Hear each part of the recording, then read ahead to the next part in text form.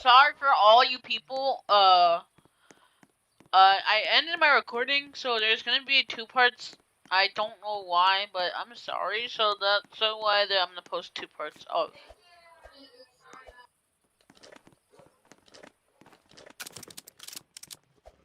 I'm very sorry. You found the red chest? Did I say a long time ago? I called it before, even before you. 5 rounds ago, I called the red chest. Now I'm gonna crash out. I'll call next red chest then. So no, I call next red chest. Oh, oh, shoot, shoot, shoot. Chill.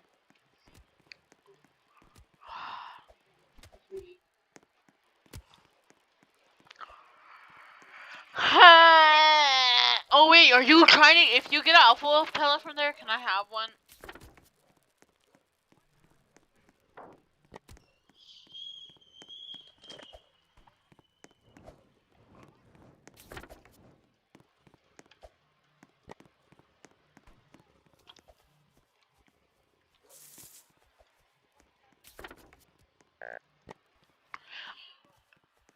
Guys, I might die.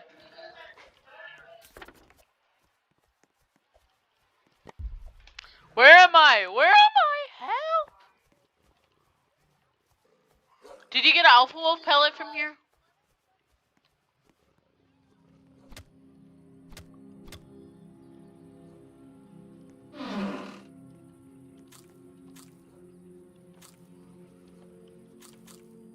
Don't. I died from starving. I ate too much raw food. Did you get an alpha wolf pellet? Did you get an alpha wolf pellet? I ate raw food. Bro, I was gonna die from starvation.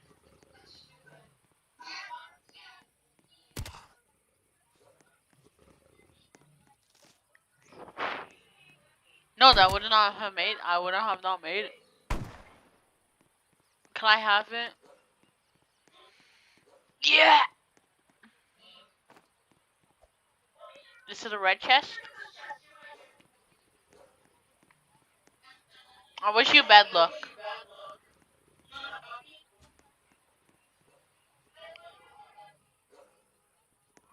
Do you even have a rifle?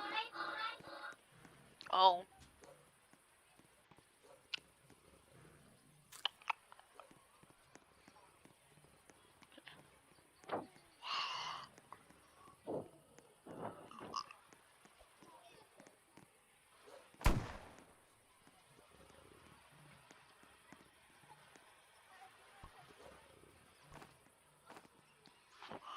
Yeah, we all know you. That's our second wolf, alpha wolf pellet.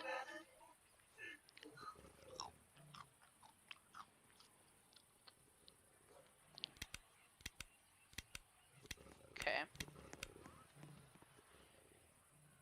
Hold up. Wait a minute.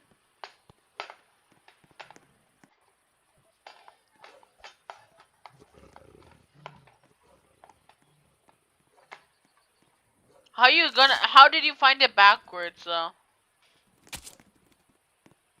Owie.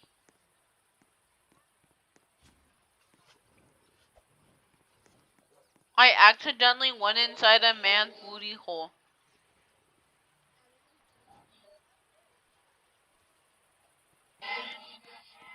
Can you revive me?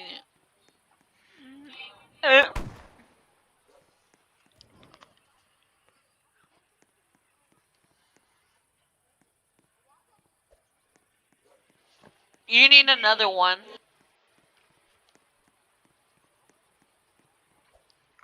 And don't use my wolf pellet, please. Oh, there's another one. Hey.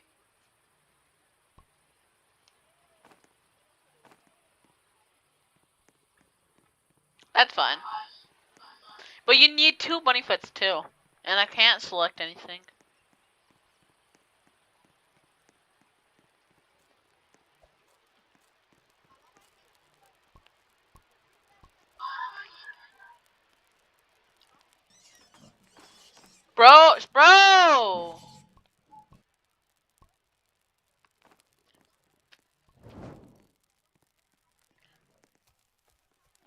alpha wolf pellets.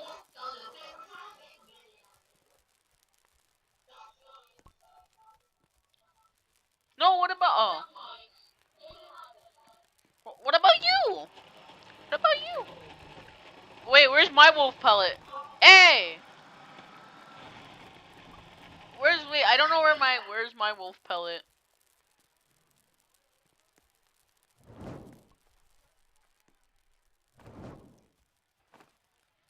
Stop.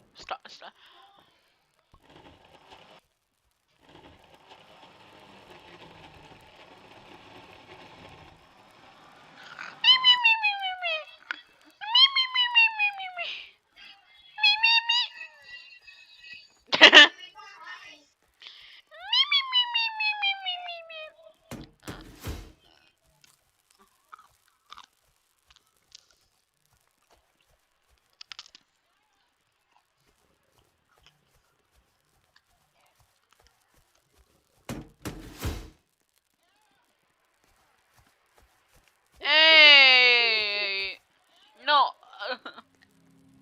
I love sitting in my still water.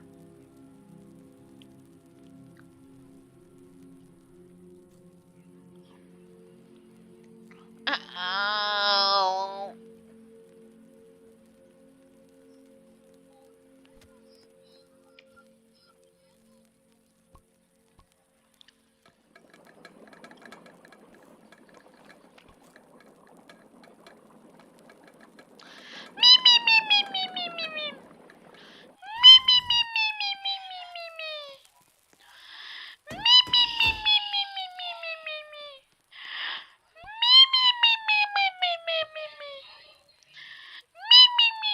You can put grapes in there.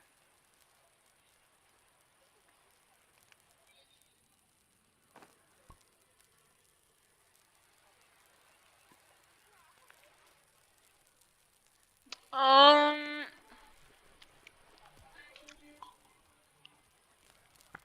bro, always jumped.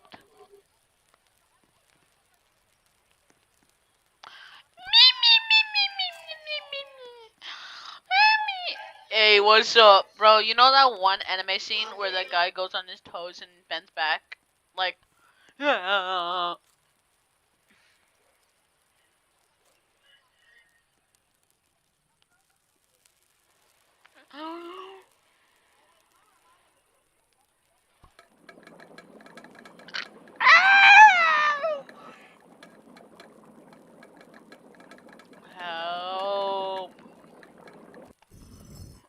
Oh, oh, oh. Yummy! I need yum yums. Uh,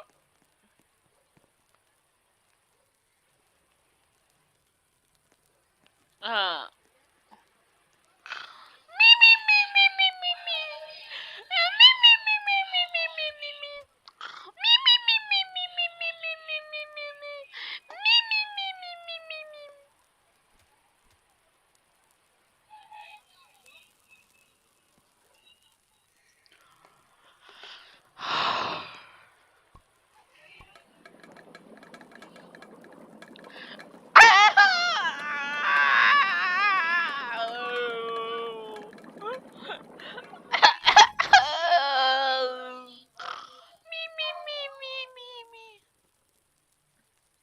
I already got a rifle.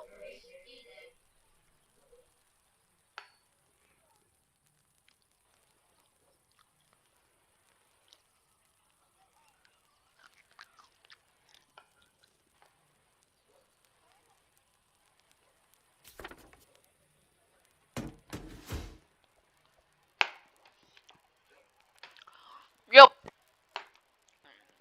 Put me on the shelf. Put me on the shelf. Put me on the shelf.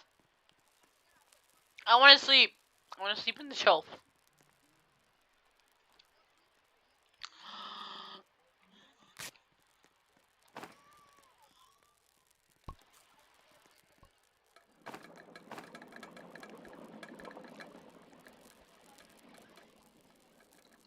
I got a bunny foot.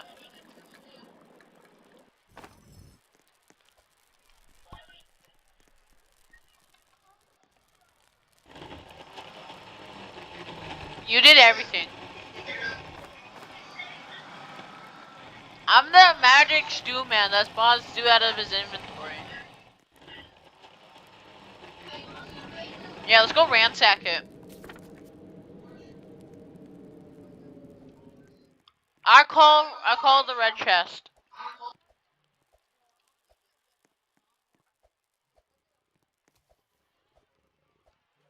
Fort Moore.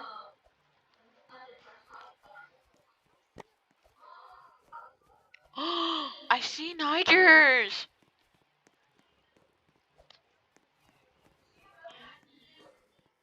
No, not again. No.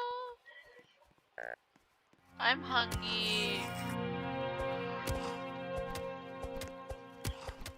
Ugly monkey. Monkey, monkey. Ooh, ah, ah, ah. Monkey.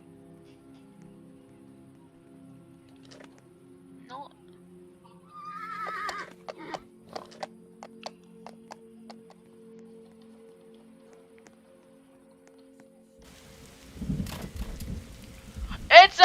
It's a death trap!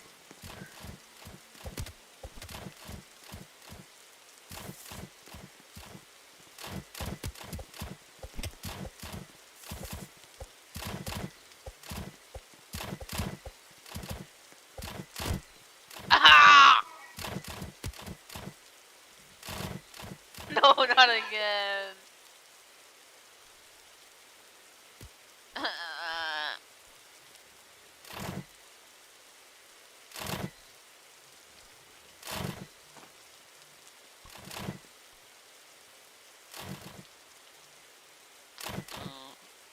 I have an iron deficiency.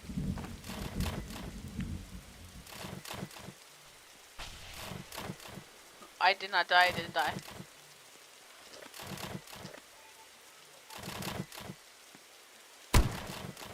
I hit one, I hit one, I hit one.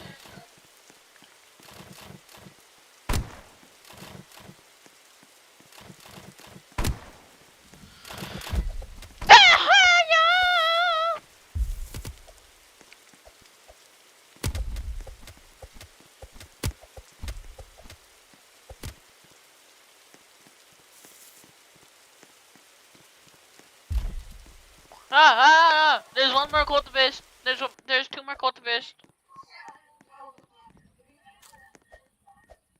There's three cultivists. I mean, I need ammo. I'm gonna oh, ammo.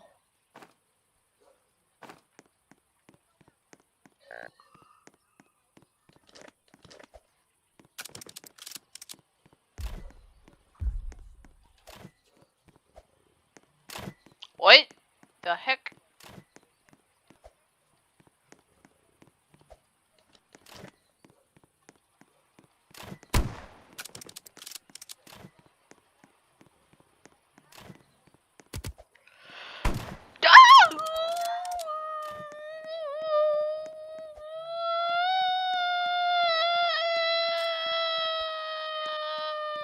I think it's not out, Oh. Oh.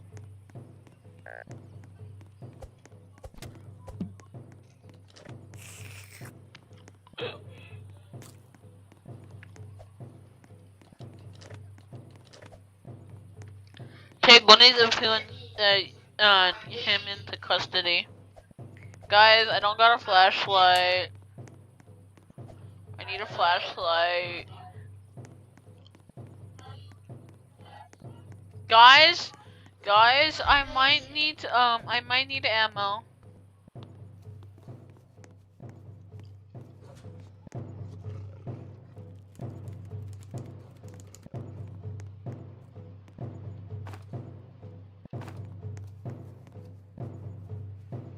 I'm staying up here the entire night.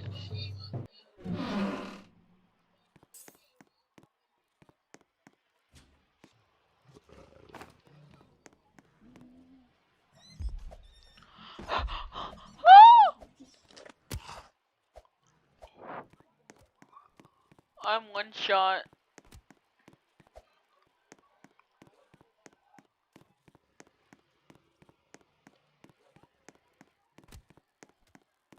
I'm here to help. I wasted ammo.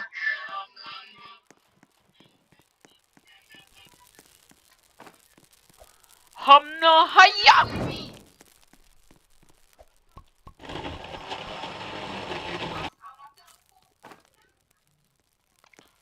Look at this food.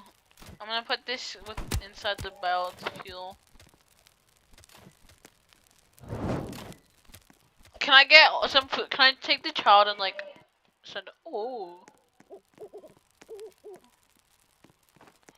I'm angry. Can I like? No one touch this.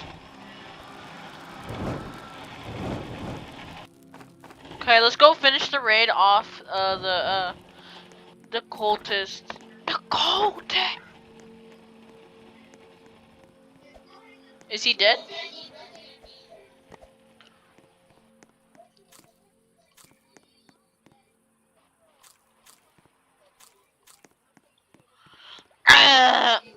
He ugly. He was ugly, honestly.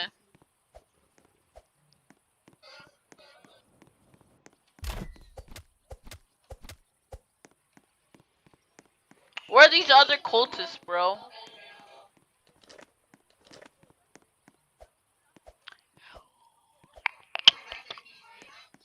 Where the freak are they? Guys, I need your help. Nope, I see them. I see them. I see them. Maharaga.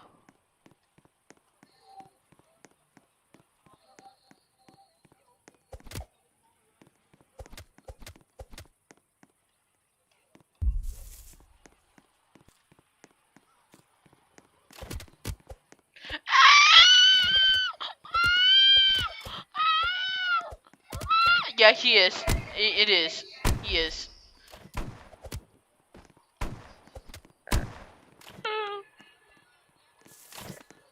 Guys, I need food.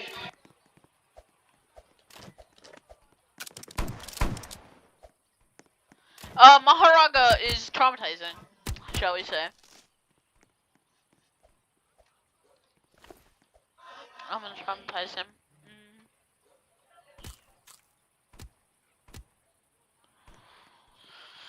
Don't aim for the head, aim for the body. Aim for the balls. Aim for the balls. Yeah, they get insta-killed if you aim for the balls.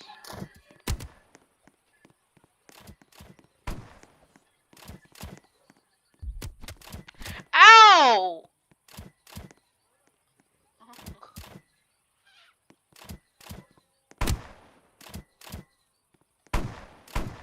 I wasted the ammo!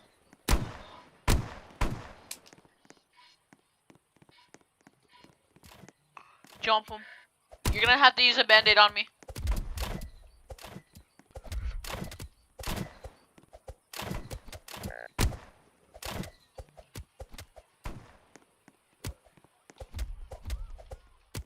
Aha! Revive me!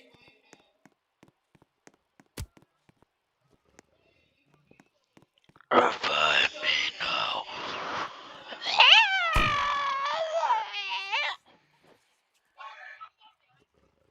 No.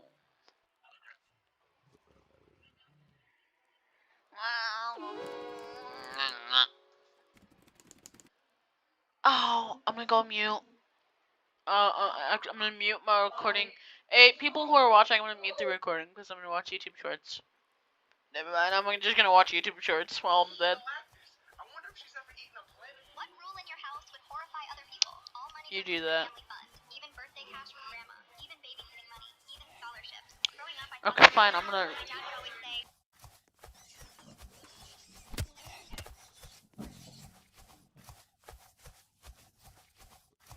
I muted my recording.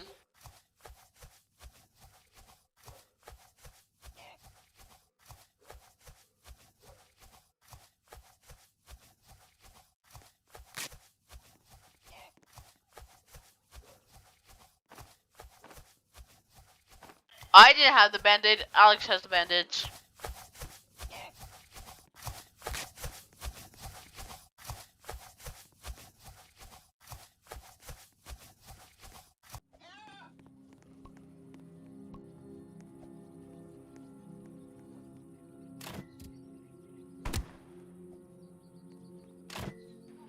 What? I've been summoned from the dead? Oh!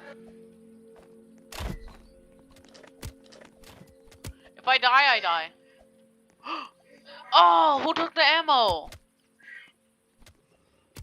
Bruh, you...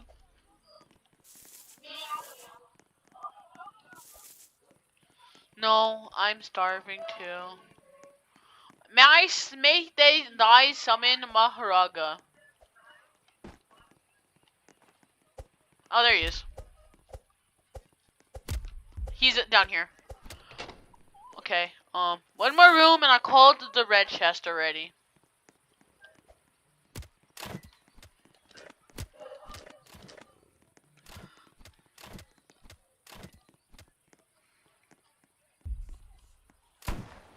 What?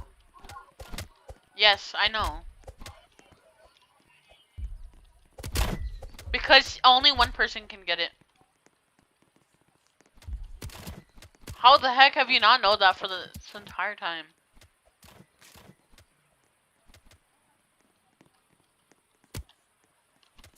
Oh, I'm gonna die. I'm gonna go hungry. I'm hungry. I'm gonna go get food. Retreat, retreat, retreat, retreat, retreat. Wait, you did it? Oh wait, don't open the chest, don't open the chest, don't open the chest.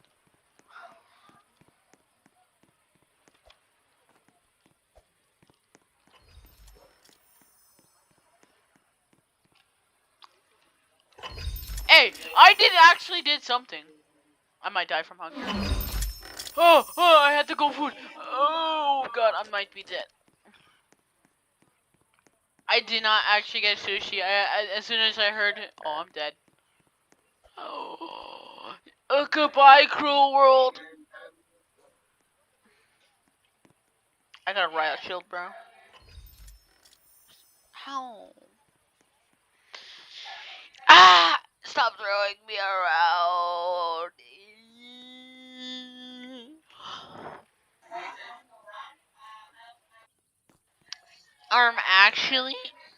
Actually, there was a red chest earlier this run. No, I actually did something. BRB. Yeah, I'm muting the recording again. I'm just gonna. I actually killed the last guy of the second floor, and I also killed I almost died during that one time with the crossbows.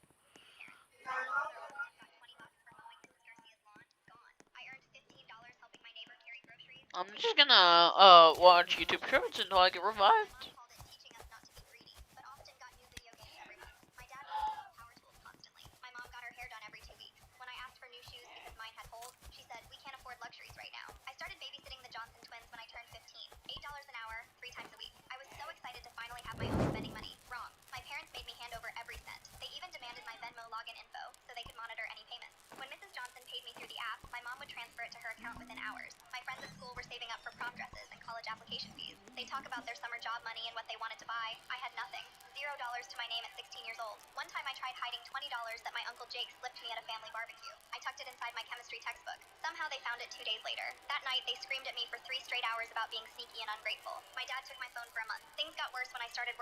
Huh? No.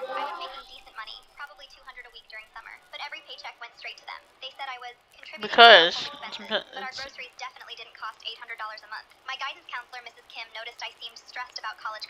During a meeting about my grades, I broke down crying and told her everything. She got really quiet and asked careful questions about our family finances. That's when she used the words financial abuse. I'd never heard that term before. She explained that parents taking all of their kids' money, even gifts and earnings, wasn't normal or legal in most cases. I started documenting everything. Screenshots of my Venmo transfers, photos of my parents taking cash from me, text messages where they demanded I hand over tip money from work. Senior year, I earned a $2,000 scholarship for academic achievement. I was so proud. Finally, money that was specifically meant for my education. My parents demanded I sign it over to them, that they'd save it for my college expenses, but would probably use it for groceries like always. This time I said no. My dad lunged for my phone, trying to grab it so I couldn't contact the scholarship committee. I screamed so loud that our neighbor, Mr. Peterson, called the cops thinking someone was getting hurt. When the police showed up, my parents tried to make me sound like a crazy, rebellious teenager, but I had my documentation. Bank records showing thousands of dollars of my earnings going to their accounts. Screenshots proving they controlled my finances completely. The officers called CPS. During the investigation, my Yeah. counselor backed up my story, showed them my perfect attendance record, my honor roll grades,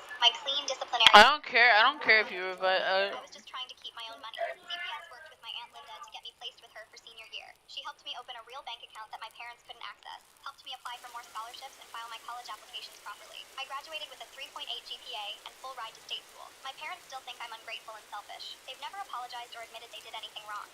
What? How did your parents invade your privacy? My parents demanded that all 4 of us children sleep in their king-size bed every single night until we got married because my father believed that families who slept separately grew apart and became selfish monsters incapable of real love. My father controlled every aspect of our lives through forced physical proximity and complete elimination of privacy. He removed all doors except the front door, including from bathrooms. My whole life, we'd all slept in that one bed, and he monitored our breathing patterns at night and would wake us if we rolled. you have an echo, Pigster. Pigster. Yeah, I know.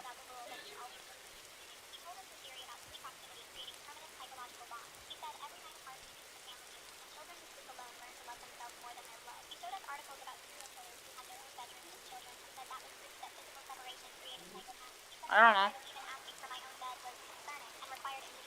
From now on, I would need to be in physical contact with at least 2 family members throughout the entire night so that I didn't turn into a serial killer. Our sleeping arrangement got even more. I don't want it. I'm gonna like go sit down. Good people. I'm gonna sit on the floor. I don't know why.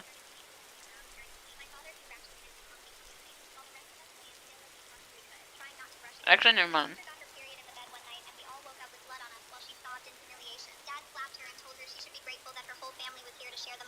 Friends couldn't understand why we were exhausted constantly or why we flinched when anyone mentioned sleepovers or bedtime. My father would conduct midnight connection checks where he'd quiz us about each family member's breathing patterns to ensure we were staying bonded even while unconscious. Dating was obviously impossible because my father said spending time in bed with someone besides a family member would contaminate our bond. We constantly had to lie to our friends about why we couldn't ever spend a night away from home or have anyone visit our weird doorless house with one bed. When I got accepted to college 5 hours away, I thought I'd finally escape the communal bed, but my father had other plans. He announced the whole family would relocate so we could maintain our sleeping arrangement. That's when I snapped and told them I'd been secretly saving money from tutoring jobs and had already paid for a single dorm room that I would be living in alone. My father grabbed my wrist and said, "You'd rather sleep surrounded by strangers than the people who created you?" I pulled away and told him that normal families don't share beds with their adult children and that what he was doing was sick. My mother started wailing about how I was destroying our family bonds, but I packed what I could carry and left for campus early, spending 2 weeks sleeping in my car in the parking lot until the dorms opened. My parents retaliated by putting the entire family into a van and parking outside my dorm, demanding I let them all into my twin bed so we could fulfill our sleep obligations. They told campus security they were homeless and needed to stay close to their daughter for safety, gaining sympathy while stalking me. When I refused to let them in, they started sleeping in a pile on the floor outside my dorm room door, blocking other students and telling everyone I was a selfish child who abandoned my loving family. My father would slip notes under my door with diagrams showing how he could fit us all into my twin bed and calculations of how many bonding hours I'd lost. After a week, my father tried to physically drag me from my dorm room to the van in front of 30 witnesses, screaming about the 20,000 hours of family bonding I'd stolen from them. Campus police arrested him for assault and discovered his detailed logs of our sleeping positions dating back 15 years, including temperature readings and proximity measurements he'd taken of his children's bodies every night. To say they were disturbed is an understatement. My siblings were immediately placed in protective custody, and I was finally free.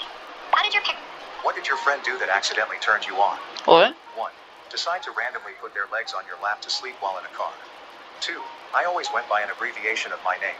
He was the only person to always use my full name. Dunno why, but always made me weak. 3. I was off from college for about a week. I came back and a friend of mine who I hung out with every day ran up and hugged me. But as she hugged me, she jumped and wrapped her legs around me and we were just looking at each other.